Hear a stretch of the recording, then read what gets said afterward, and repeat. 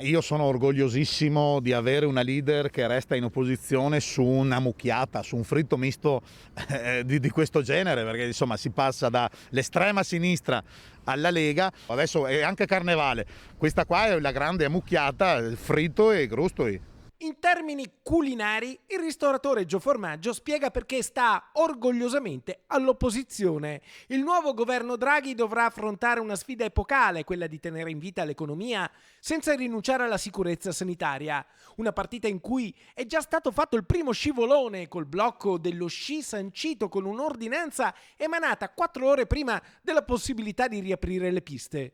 Insomma, come hanno chiesto i cittadini e le attività produttive, serve un cambio di passo che però il consigliere regionale di Fratelli d'Italia ha molti dubbi che possa avvenire. Affinché ci saranno da spendere 10 miliardi per le nuove scuole o 5 miliardi per le infrastrutture, che ricordo sono tutti soldi, non è che ci regalano, dopo li dobbiamo ripagare, e tutti saranno d'accordo, saremo d'accordo anche noi, chi non può essere d'accordo.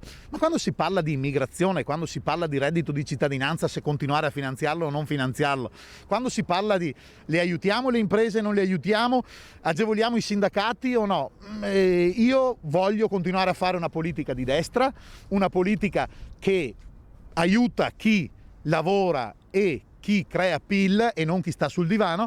Insomma, il nuovo governo dia ossigeno alle attività produttive e per questo Gio Formaggio chiede a Draghi di dare più fiducia agli italiani. Dobbiamo dare fiducia agli italiani, dobbiamo dare fiducia al lavoro e dobbiamo credere un po' di più. Basta con uno Stato che non si fida dei suoi cittadini.